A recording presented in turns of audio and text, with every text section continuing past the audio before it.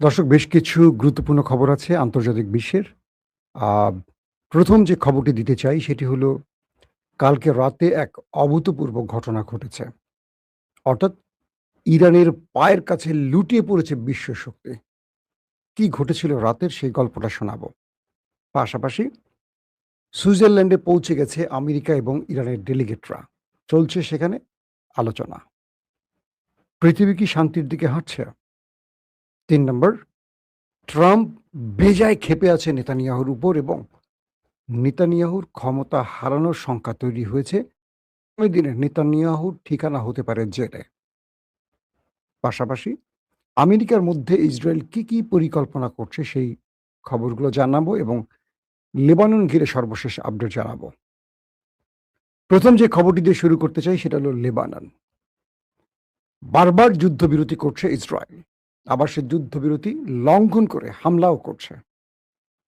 America ঠাপানি দিচ্ছে, যুদ্ধবিরতি করে চুপ থাকে। কিছুক্ষণ পর আবার অ্যাটাক শুরু করে ওই দেশটি। এভাবে শতাধিক মানুষ তারা হত্যা করেছে বিনা কারণে। পাশাপাশি হিজু বাহিনীর পাল্টা প্রতিরোধে ব্যাপক ক্ষতির মুখে পড়েছে নেতাকাকুর বাহিনী আইডিএফ। বলা হচ্ছে তাদের প্রচুর মার্কাবা ট্যাঙ্ক, ট্রুপ ক্যারিয়ার এবং আদার্স সামরিক যে প্রযুক্তি বা অস্ত্র নিয়ে তারা মুভ করেছিল লেবাননে, এগুলো ধ্বংস করেছে হিজু বাহিনী। পাশাপাশি মার্কাবা ট্যাঙ্কে আক্রমণ করে বেশ কজনকে ওপারে পাঠিয়ে দিয়েছে। এর মধ্যে লেফটেন্যান্ট কর্নেল, বেশ কিছু সোলজার এবং আরো কয়েকজন আর্মি অফিসার আইডিএফ এর ওপারে চলে গেছে। ইন্টারেস্টিং ব্যাপার হলো হিজু বাহিনীর হাতে বেশ কজন মৃত এবং জীবিত আটক হয়ে গেছে। অর্থাৎ দখলদার দেশটির যারা মারা পড়েছে হিজু বাহিনীর হাতে তাদের লাশও আটকে দিয়েছে এবং বেশ কজনকে জীবিত পাকড়াও করা হয়েছে এবং এরা এখন হিজু বাহিনীর তত্ত্বাবধানে রয়েছে এবং এই বাহিনীর সাথে এখন দর কষাকষি চলছে। মূলত হিজু বাহিনী চাচ্ছে এই আটককৃত লাশ বা জীবিত মানুষদের দিয়েই আগামীতে তাদের দাবি আদায় করতে।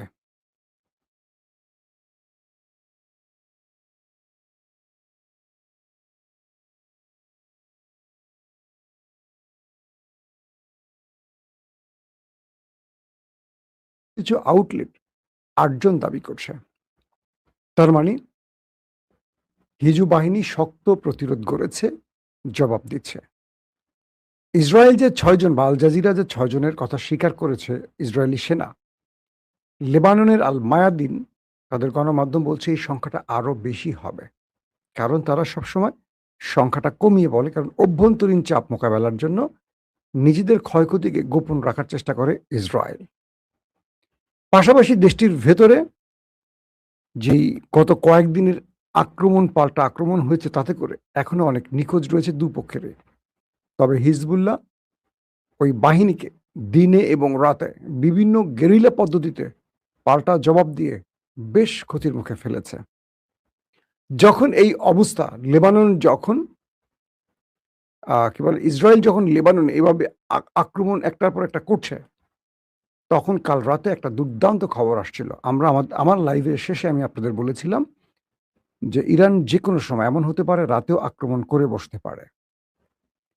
হঠাৎ করে মার্কিন ইন্টেলিজেন্স তারা খবর পেল যে ইরান রাতে ইসরায়েলের কয়েকটি গুরুত্বপূর্ণ শহরে বড় আকারে ম্যাসিভ আকারে আক্রমণ করতে যাচ্ছে।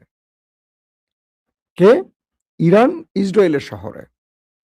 এবং মার্কিন সেই ইন্টেলিজেন্স মার্কিন প্রেসিডেন্ট ডোনাল্ড ট্রাম্পকে জানিয়েছে, মিস্টার প্রেসিডেন্ট, ইরান ইসরায়েলে বড় আকারে আক্রমণের পরিকল্পনা নিয়েছে এবং যে কোনো সময় আক্রমণ সম্পন্ন হবে। তার এখন সুইচ হাতে বসে আছে ইরানের আইআরজিসি। আমি বলেছিলাম যে আজ রাতে আক্রমণ হতে পারে কাল লাইভে। আপনাদের মনে আছে তো হয়তো যারা আমার লাস্ট ভিডিওটা দেখেছেন। এরপর ইরান তাকিয়েছিল তাদের সর্বোচ্চ নেতা মুস্তফা খামেনির দিকে। কারণ মুস্তফা খামেনি তার ডেলিগেট স্পিকার গালিভভ এবং পররাষ্ট্রমন্ত্রী আব্বাস আরাকচিকে সুইজারল্যান্ড যেতে নিষেধ করেছিলেন যে আর কোনো আলোচনা নয়, এবার সমাধান হবে অস্ত্রের ভাষায়। আমরা ইসরায়েলকে পাল্টা জবাব দেব। আর ইসরায়েলের কাছে কোনো যুদ্ধবিরতি চাইব না। এই খবরটি যখন ট্রাম্প জেনে গেছেন বা ট্রাম্পের সিকিউরিটি সোর্স যখন বা ইন্টেলিজেন্স সোর্স যখন ট্রাম্পকে জানালো ইরান ইসরায়েলের মধ্যে অনেক বড় হামলা করতে যাচ্ছে। সেখানে তেল আভিভ, হাইফা, ডিমোনা, হ্যাঁ? তারপর নেভাত্তাম অনেকগুলো টার্গেট লক করেছে ইরান। এবং এই হামলাটি হবে দখলদার দেশে ইরানের সবচেয়ে বড় হামলা। মানে এক হামলায় ইরান তাদের কাবু করে ফেলবে। কারণ বারবার এইভাবে অল্প আক্রমণ করে যুদ্ধবিরতির নাটক ইরান আর করতে চাইছিল না। ট্রাম্প তখন দ্রুত ইরানের সাথে যোগাযোগ শুরু করে এবং এক প্রকার হাতে পায়ে ধরা বাঁধ রাখে। ট্রাম্প পাকিস্তান, তুরস্ক এবং কাতারকে দিয়ে ইরানকে রিকোয়েস্ট করায় যে ট্রাম্পকে যেন কয়েক ঘন্টা সময় দেয়া হয়। তিনি ইসরায়েলের ব্যাপারে ব্যবস্থা নেবেন। ইরান এটি চাইছিল। ইরান, পাকিস্তান এবং কাতারকে বলে দিল, ফাইন, আমরা কয়েক ঘন্টা সময় দিলাম আমেরিকাকে, দেখি আমেরিকা কি করে। এই সময় পার হয়ে গেলে আমাদের অ্যাটাক শুরু হয়ে যাবে, আমাদের সব রেডি। ট্রাম্প ইরানের কাছ থেকে সময় পেয়ে অনেকটা প্রাণ ফিরে পাওয়ার মতো সঙ্গে সঙ্গে ইসরায়েলকে নক করে, নেতানিয়াহুকে দিয়ে তাকে তার 14 গোষ্ঠী উদ্ধার করে জানিয়ে দেয়, তুমি যদি লেবাননে আর একটি হামলা করো, আমার নির্দেশ অমান্য করে, সিজফায়ার লঙ্ঘন করে তুমি যদি আর একটি অ্যাটাক করো, আমেরিকা তোমার পাশে আর কখনো দাঁড়াবে না। তুমি বিশ্ব শক্তিকে একা মোকাবেলা করবে, আর কখনো না আমেরিকা তোমার পাশে দাঁড়াবে, না কোনোভাবেই তুমি আমেরিকার সহযোগিতা পাবা, কারণ তুমি আমাকে বারবার লজ্জিত করছো। নেতানিয়াহুকে অনেক শক্ত ধমক দেওয়ার পর নেতানিয়াহু যুদ্ধ বন্ধ করে দেয়। অর্থাৎ যুদ্ধ মানে লেবাননে হামলা বন্ধ করে। এরপর এই বার্তা পৌঁছে যায় কাতার, পাকিস্তানের মাধ্যমে ইরানের কাছে। ইরানের সর্বোচ্চ নেতা মুস্তফা খামেনি যখন এই তথ্য জেনে যান, তারপর তিনি তার ডেলিগেট বাগের গালিবফ এবং তার পররাষ্ট্রমন্ত্রী আব্বাস আরাকচিকে সুইজারল্যান্ডের উদ্দেশ্যে পাঠান। তারা রাতে দেশ ত্যাগ করেন সুইজারল্যান্ডের উদ্দেশ্যে। এর কিছুক্ষণ পর এই তথ্য ডোনাল্ড ট্রাম্পের কাছে পৌঁছানোর সঙ্গে সঙ্গে ডোনাল্ড ট্রাম্প তার ভাইস প্রেসিডেন্ট জেডি ভেন্সকে সুইজারল্যান্ডের উদ্দেশ্যে পাঠিয়ে দেন। তারা দুজনই এই মুহূর্তে সুইজারল্যান্ডে পৌঁছে গেছেন। আল জাজিরার তথ্য মতে, মানে আল জাজিরা যে তথ্যগুলো দিয়েছে সেখানে তারা বলছে, কয়েকদিনের বিলম্বের পর পাকিস্তান ও কাতারের মধ্যস্থতায় ইরানের সঙ্গে উচ্চ পর্যায়ের আলোচনায় যোগ দিতে মার্কিন উপরাষ্ট্রপতি জেডি ভেন্স সুইজারল্যান্ডে পৌঁছে গেছেন। স্পিকার মোহাম্মদ বাগের গালিবফ এবং পররাষ্ট্রমন্ত্রী আব্বাস আরাকচির নেতৃত্বে ইরানের প্রতিনিধি দল বলছে, তাদের প্রধান লক্ষ্য হল যুদ্ধ শেষ করার অন্তর্বর্তীকালীন চুক্তিটির সব পক্ষ যেন সম্পূর্ণরূপে বাস্তবায়ন করে তা নিশ্চিত করা। অর্থাৎ ইরান বারবার যে বিষয়টি চাপ দিচ্ছে সেটি হলো যে বারবার যুদ্ধবিরতির হচ্ছে, কিন্তু সেটা লঙ্ঘন করছে ওই একটি দেশ।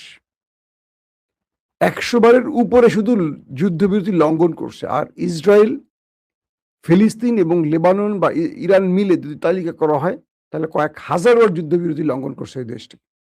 তারা কখনো কোনো বিশ্বাসের উপর, আস্থার উপর দাঁড়িয়ে কাজ করে না। তারা সবসময় পেছন থেকে ছুরি মারে এবং তা লঙ্ঘন করে। তো ইরান বলছে, আমাদের প্রধান দায়িত্ব হলো সব পক্ষ যেন এটা বাস্তবায়ন করে। আমরা সিগনেচার করে ঘরে ফিরিয়ে শুনবো আবার অ্যাটাক, এটা যেন না হয়। এটা হলে এই চুক্তির কোনো প্রয়োজন নেই। আমরা আমাদের জবাবটা সামরিক মাঠে দেব, অর্থাৎ লড়াইয়ের মাঠে দেব। লেবাননের উপর ইসরায়েলের অব্যাহত হামলার জেরে হরমুজ প্রণালী পুনরায় বন্ধ করে দেওয়ার ঘোষণা দিয়েছে ইরান, কিন্তু মার্কিন সামরিক বাহিনী বলছে জলপথটি সব ধরনের জাহাজের জন্য এখনো খোলা রয়েছে। যুদ্ধবিরতি সত্ত্বেও লেবাননে ইসরায়েলি বাহিনী কয়েক ডজন মানুষকে হত্যা করেছে এবং গত কয়েকদিনে হিজবুল্লাহর হামলায়ও অন্তত 6 জন সৈন্য ও 20 জন আহত হয়েছে আইডিএফ এর, ইসরায়েলি সেনাদের। তো এই হলো আজকের অবস্থা। এখন কয়েকটি বিষয় আপনাদের নতুন করে নোট করতে হবে যে আমেরিকা ইরানের কাছে শরণাপন্ন হলো, ইসরায়েলকে বোঝালো, যুদ্ধ বন্ধ করলো। এক বাক্যের দৃশ্য তো আমরা এখন দেখতে পাচ্ছি, আমেরিকার সাথে ইসরায়েলের একটা চরম বিরোধ সৃষ্টি হয়েছে। মাঝখান থেকে পুরো সুবিধাটা নিচ্ছে ইরান। কারণ ইরান দেখতে পাচ্ছে তার চোখের সামনে এতদিন ধরে দুটো মিত্র আমেরিকা ইসরায়েল একই সুরে কথা বলতো, একইভাবে সবকিছু করতো। এখন আমেরিকা পুরোপুরি যেন ইরানের পক্ষে দাঁড়িয়ে গেছে। কথাটা আমি যেভাবে বলছি এভাবে নিবেন না। অর্থাৎ আমেরিকার বক্তব্যগুলো এখন ইরানের বক্তব্য। ইরান যেটা চাচ্ছে সেটা আমেরিকা ইসরায়েলকে বলছে। ইসরায়েল বলছে মিস্টার ট্রাম্প আমাদের সাথে বিশ্বাসঘাতকতা করেছে, সে ইরানকে বিজয় দিয়েছে, আর ইসরায়েলকে পরাজিত করেছে। আর ট্রাম্প বলছে এই যুদ্ধবিরতির মাধ্যমে আমরা ইরানকে নিউক্লিয়ার অস্ত্র থেকে সরিয়েছি। এটা হলো ইসরায়েলের জন্য সবচেয়ে বড় বিজয়, কারণ ইরান নিউক্লিয়ার মালিক হলে সবার আগে ইসরায়েলে গিয়ে পড়বে। আর ইসরায়েলের বক্তব্য হলো যে ট্রাম্প আমাদের কিছু নিয়ে আসে না, ট্রাম্প সবটা ইরানকে দিয়ে আসছে। এটাই সত্য ধরেন। এখন ট্রাম্প এতটা ক্ষেপেছে নেতানিয়াহুর উপর যে তিনি তার বিরোধী শক্তি নাফতালি বেনেটের সাথে যোগাযোগ করছেন। তিনি অভ্যন্তরীণভাবে মার্কিন অফিসিয়ালদের মাধ্যমে ইসরায়েলের ভেতরে ব্যাপক চাপ তৈরি করছেন যে নেতানিয়াহু যদি এভাবে বারবারই ট্রাম্পের নির্দেশ লঙ্ঘন করে তাকে আগামীতে জেলে থাকতে হবে। কারণ নেতানিয়াহুর বিরুদ্ধে অনেকগুলো দুর্নীতির মামলা চলমান। এই মামলা থেকে বাঁচার জন্য বারবারই কোনো না কোনো ফ্রন্টে তিনি যুদ্ধ করছেন। আর যুদ্ধ যখন করেন তখন যুদ্ধকালীন ক্যাবিনেট নির্দেশনা দেয় যে আদালতের সংশ্লিষ্ট ব্যক্তিরা যারা যুদ্ধের সঙ্গে সম্পৃক্ত তাদের মামলাগুলো স্থগিত থাকবে। এই করে গত 2-2.5 বছর টিকে আছেন, কারণ ফিলিস্তিনে যুদ্ধ করেছেন টানা, এরপর লেবানন, ইরান, ধারাবাহিকভাবে এভাবে নেতানিয়াহু টিকে আছেন। তো নেতানিয়াহুর কাছে ট্রাম্প তার বার্তা পাঠিয়েছেন এভাবে, যদি তুমি আবারও কোনোভাবে অবজ্ঞা করো আমেরিকার নির্দেশকে বা ট্রাম্পের নির্দেশকে, তোমাকে ক্ষমতা থেকে সরানো হবে, তোমার বিরোধী শক্তিকে আমরা ক্ষমতায় বসাবো এবং তোমাকে জেলে চলে যেতে হবে। ট্রাম্প স্পষ্টত বলছে যে পুরো পৃথিবী ওই দেশটিকে ঘৃণা করে, পুরো পৃথিবী ওদের পাশ থেকে সরে গেছে, একমাত্র আমেরিকা ওদেরকে এখনো সাপোর্ট দিয়ে টিকিয়ে রেখেছে। এখন ওরা যদি পেছন থেকে আমেরিকাকে ছুরি মারতে চায় তাহলে ওরা সবচেয়ে বড় বিপাকে পড়বে, বিপদে পড়বে, আন্তর্জাতিক লবির কাছে ওরা একা হয়ে পড়বে। ট্রাম্প এটিও বলছে যদি আমেরিকা সরে যায় ইরান ওদেরকে চিড়ে চ্যাপ্টা করে ফেলবে। ইরানের সঙ্গে ওই দেশটি কয়েক ঘন্টার বেশি টিকতে পারবে না, যদিও ওদের কাছে নিউক্লিয়ার আছে। রাজনৈতিক বিশ্লেষকরা বলছেন ইরানের কাছে নিউক্লিয়ার নেই, তারপরও ইরান দুটো নিউক্লিয়ার সমৃদ্ধ দেশকে পরাজিত করেছে এই যুদ্ধে। আমেরিকা এবং ইসরায়েলের কাছে নিউক্লিয়ার আছে, তারা পরাজিত হয়েছে না ইরানের কাছে, তাই তো ইরান শর্ত দিয়ে এই যুদ্ধ শেষ করালো। আমেরিকা এখন ইরানের সবগুলো শর্ত মেনে সুইজারল্যান্ড থেকে কোন রকম পরিত্রাণ পাওয়ার জন্য সব কথা মানতে রাজি। আর ইসরায়েল নেপথ্যে বসে এই যুদ্ধবিরতি বা শান্তি চুক্তি বানচালের সব ষড়যন্ত্র করছে। ইভেন কালকে সিআইএ, মার্কিন সবচেয়ে বড় গোয়েন্দা সংস্থা, ডোনাল্ড ট্রাম্পকে রিপোর্ট দিয়েছে ইরান আমেরিকার শান্তি চুক্তি ধ্বংসের জন্য, বানচালের জন্য মোসাদ এবং ইসরায়েল কাজ করছে। প্রকাশ্যে এই রিপোর্ট সিআইএ দিয়েছে, সব গণমাধ্যমে আসছে। তার মানে আমেরিকার কাছে আর কোনো বিষয় অস্পষ্ট নয়। এখন আমেরিকা এবং ইরানের হাই ডেলিগেশন সুইজারল্যান্ডে আছে, সেখান থেকে একটি সুখের বার্তা আসতে যাচ্ছে। প্রশ্ন হলো সুইজারল্যান্ডে স্বাক্ষরিত হওয়ার পর দুই রাষ্ট্রের আবারও ইসরায়েল যদি কোনো মিস অ্যাডভেঞ্চার করে, কোনো ভুল অপারেশন করে, সেক্ষেত্রে ট্রাম্প কোন পক্ষ অবলম্বন করবে? ট্রাম্প আবারও কি ইসরায়েলকে বাঁচাতে সাহায্যে আসবে, নাকি ট্রাম্প এখানে ইরানকে কোনো সিগন্যাল দিয়ে বলবে যে তুমি পিটিয়ে এবার সোজা করে দাও, আমার কথা শোনেন, এবার তুমি পিটাও, আমি নীরব। শুধু ইরান এই অনুমতিটা পাক যে আমেরিকা শুধু বলুক যে তুমি পিটায় সোজা করো, আমি সরে গেছি, আমি আর নাই। মনে রাখবেন কয়েক ঘন্টার মধ্যে ওদের গুরুত্বপূর্ণ শহর আর দেখবেন না, মাটির সাথে মিশে যাবে। এই অবস্থা এখন আছে দুই পক্ষের মধ্যে। দর্শক, ইনশাআল্লাহ আজ দ্বিতীয় অর্ধে আবারও রাতে আসবো। সেখানে আপনাদেরকে আরো গুরুত্বপূর্ণ খবর দেবার চেষ্টা করব। এখনকার মতো বিদায় নিচ্ছি। এক প্রশ্ন করেছেন, বাংলাদেশকে প্রদেশ বানানোর সাহস কত? জি, বাংলাদেশকে প্রদেশ বানাতে চায় আমাদের সনাতন ধর্মীয়দের একটা কুচক্রী মহল।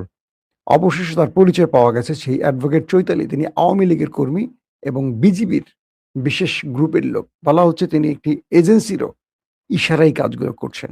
আমি আবারও বলছি, কালকে কয়েক দফা বলছি, বাংলাদেশ সরকারকে বলবো, যারা এরকম রাষ্ট্রবিরোধী বক্তব্য দিয়েছে, রাষ্ট্রবিরোধী ষড়যন্ত্র করছে, দ্রুত তাদের আইনের আওতায় আনেন চিন্ময়ের মতো। নতুবা এরা আগামী দিনে এই সরকারকে অনেক বড় বিপদে ফেলবে। আল্লাহ